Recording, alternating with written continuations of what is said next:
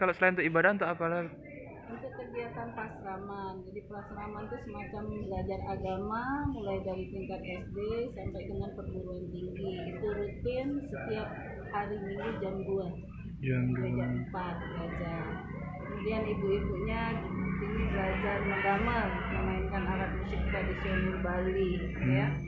Dan banyak lagi kegiatan menari dan lain sebagainya.